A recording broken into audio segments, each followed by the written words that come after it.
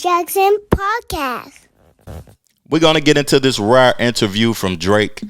I haven't heard, seen, read an interview from Drake on a hip hop platform, and I don't know when.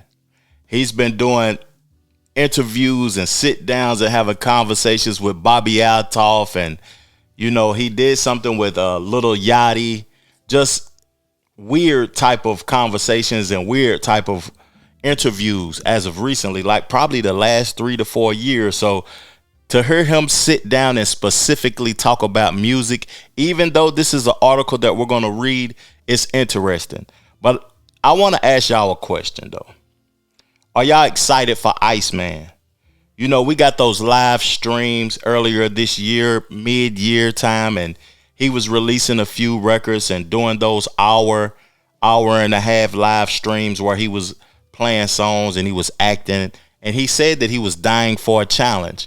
But those songs, to me, it really didn't resonate like with the people. Just to me. They wasn't bad records or nothing, but I don't feel like they resonated with the audience to where those was number one hit records. Even though as of recently, Billboard, we just was aware that it wasn't no hip hop songs in the top 40 in Billboard for the first time in 30 years, that Drake's presence is missed. But I just want to know y'all thoughts though about that. Like, are y'all excited for Iceman? Before we get into this interview, are y'all excited? Are y'all looking forward to it? Because 2025, I've said this at the top of a lot of my recordings as of recently, has been a great year for the culture and for music, just in general to me. Let's get into this though. Iceman live streams. I've been dying for a challenge. In a rare interview, Drake and Dream Crew's Matt Babel tell Complex how and why they're putting together a series of Iceman live streams. Are we going to get another one? Drake is bored by traditional album rollouts. Nearly 2 decades into his career, he has done it all. Long, elaborate rollouts with multiple singles and videos, magazine cover promo, release night sit-downs with Zane Lowe, surprise drops. By now, it's all starting to feel a little stale to him. I was asked by a creative partner what I love and hate about rolling out an album. Drake tells Complex over an email. So this is a back and forth email conversation. I expressed that I love the opportunity for a clean slate of thoughts and excitement and messaging when it comes to the music. What I hate is the redundancy of this formulaic approach that's ingrained in our brains from early label days. Single video, album cover, post, etc.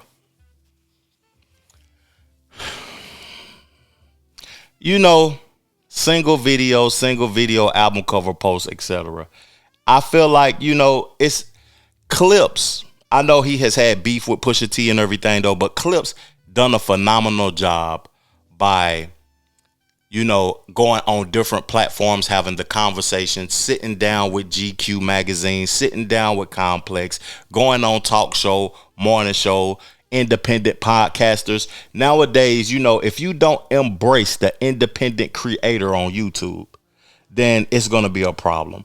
I feel as if Drake is just uncomfortable with the way that hip hop is, and he feel like he's superior to what needs to be done to promote music.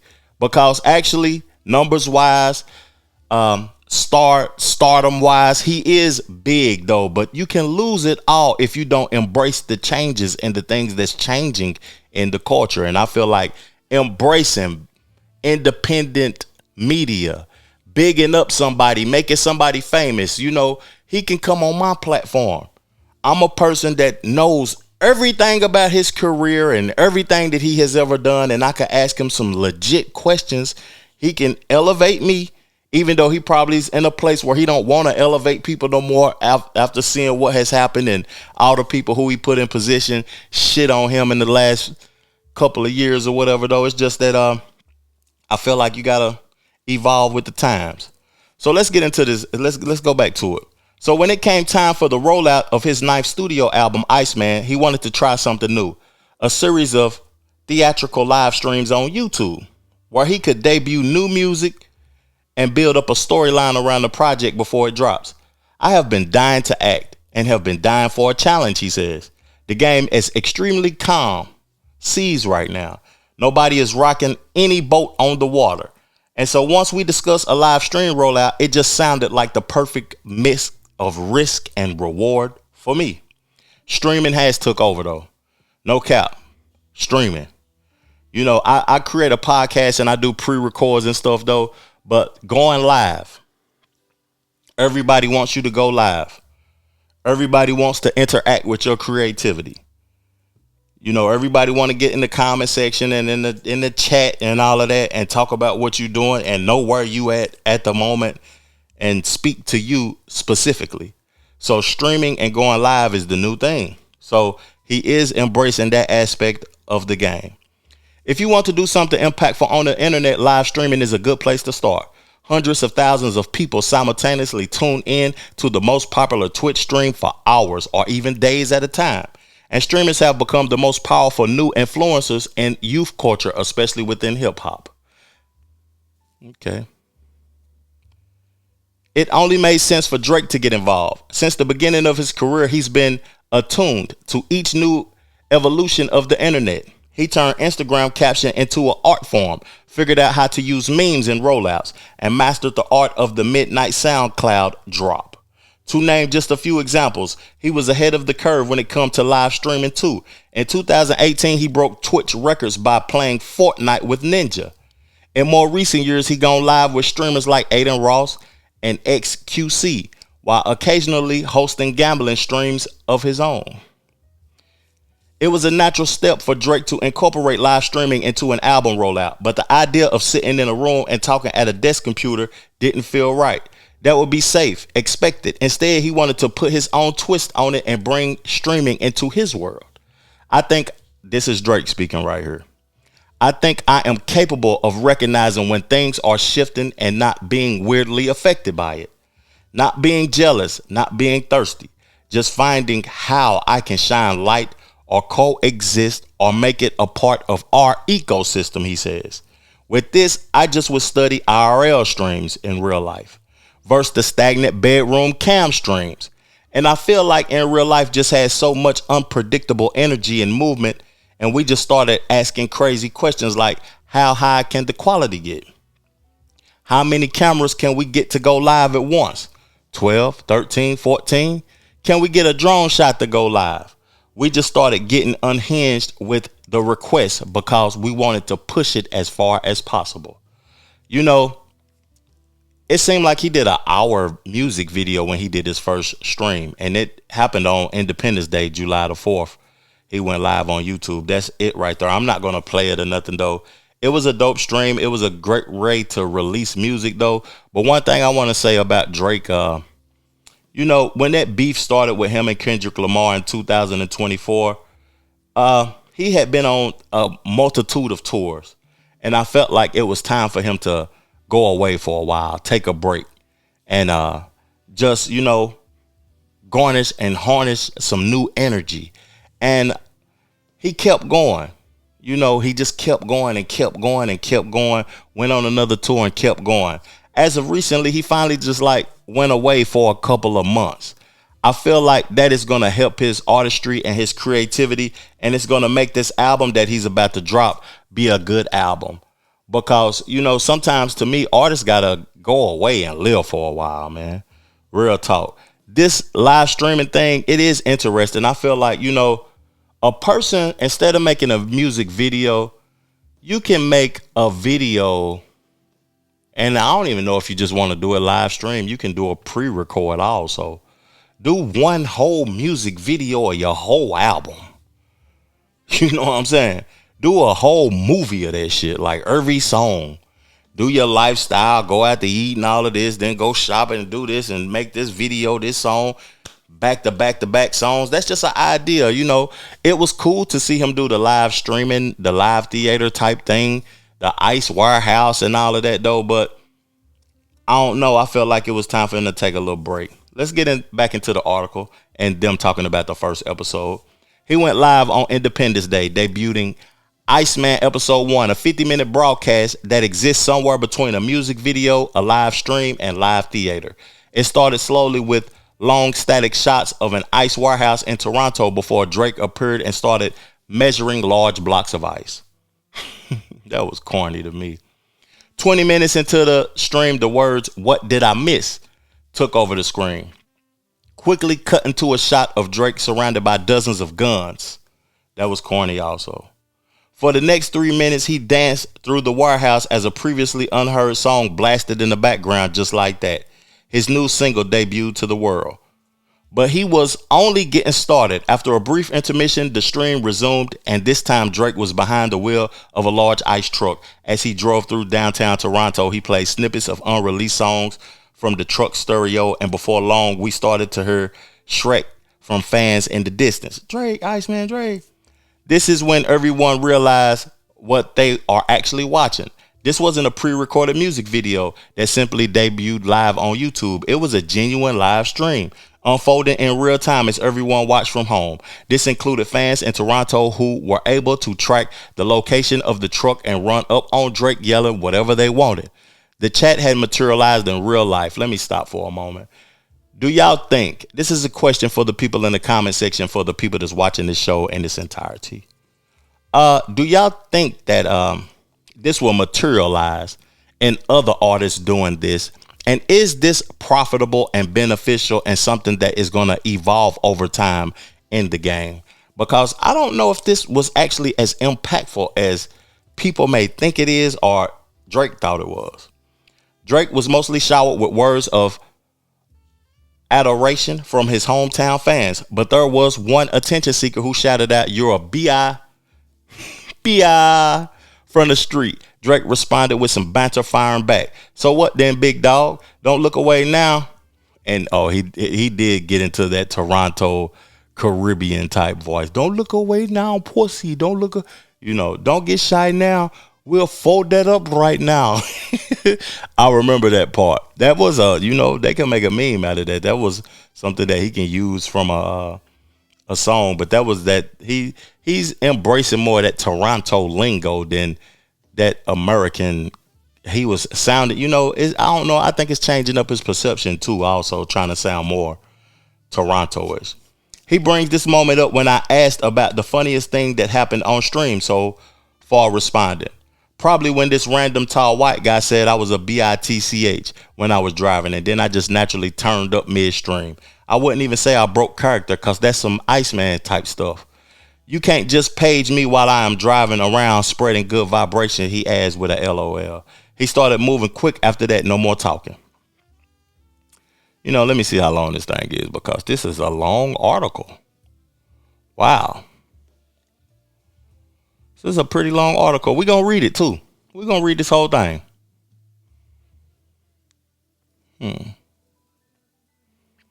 Audience participation is key to the success of these streams.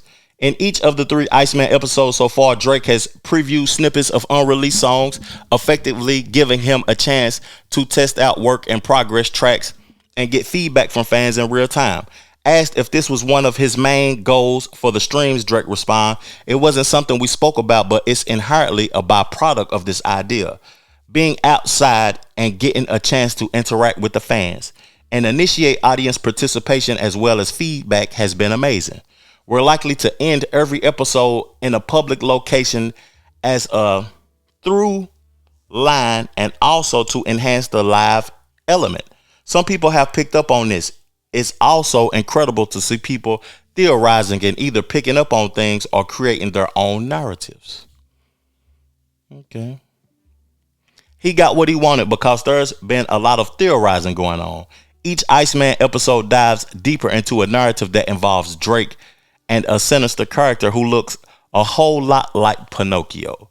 Plus a revolving cast of guests including Central C and Yeet. The storyline is cryptic, revealing itself over each course episode and provoking countless fan theories and breakdowns online. So this is Drake speaking right here in this part that I'm about to read also. But I want to say something though. Is he separating himself from like collaborating with American artists and, highlighting his side of black culture? Because Drake is mixed.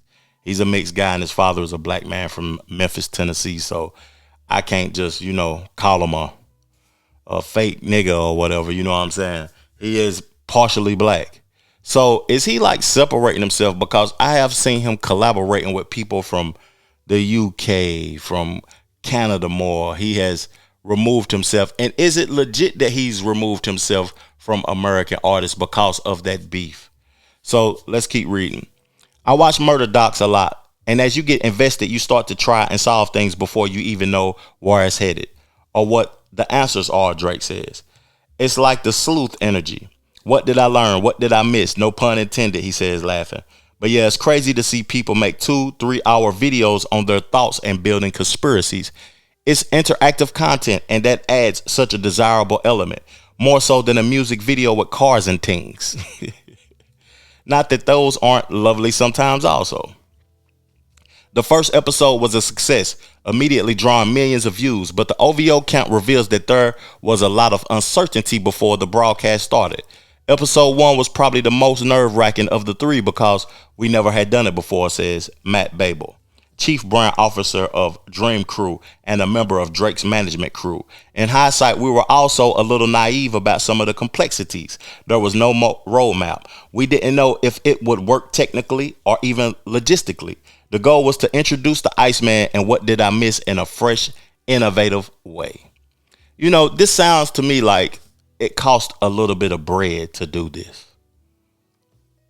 And everybody can't do this. Have 15, 20 cameras and do an hour live stream or an hour IRL stream and highlight and implement new music in it to promote what you got coming or your brand. I would like to see another artist do this also. And I think that I'm starting to assume that other artists is going to do this. I'm going to read a little bit more of this, but I'm not going to read this whole thing because this is a real long article. And I think that y'all should go check it out yourself if y'all are excited for Drake's new music or if this is something that's of your interest. They had to learn on the fly while making the first episode. The process leading up to it was intense, Babel says.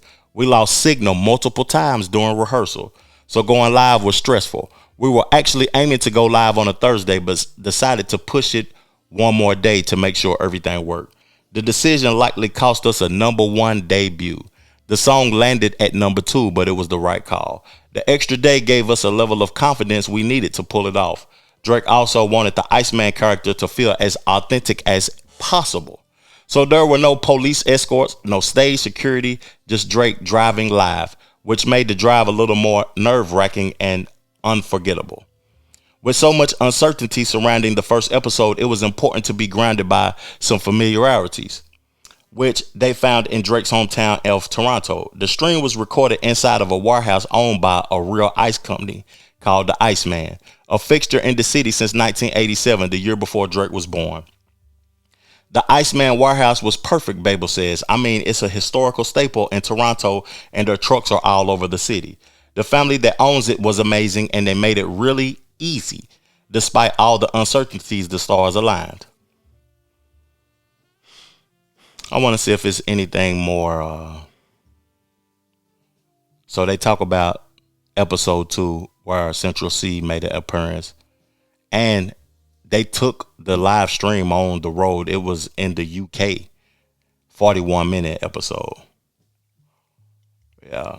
I took some clips up and I want to salute Drake for something too, because, I be uploading content that isn't always mine. I be trying to highlight artists and highlight hip hop and stuff like that. And Drake was releasing those videos and he wasn't giving people copyright strikes. He was letting people make their money off of it. So salute to Drake for that though. This interview seems like it was with Babel also. Babel had a lot of things to say in this interview. The technical operation. So they talking about how technical it was, how important it was to do this. They talking about, Drake was bored with the traditional rollout.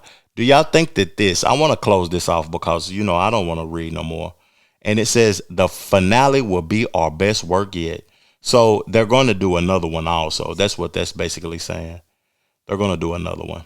But I want to ask y'all a question before I get up off of this thing because, I've been on here for 20 minutes reading this article. Do y'all think that was a good way to promote this new Iceman album? And are y'all excited for it? That's what I want to know in the comment section. Let's further the discussion. What are y'all expecting from the Iceman? Is this a pivotal album in Drake's career also? Could this be a career-changing album? Or is it just another album from Drake? Appreciate y'all tuning in, man. I highly appreciate y'all. Hit the like button, hit the hype button on your way out. Peace, love, plenty of abundance. Make sure you go get you some money and I'm gone. Chill.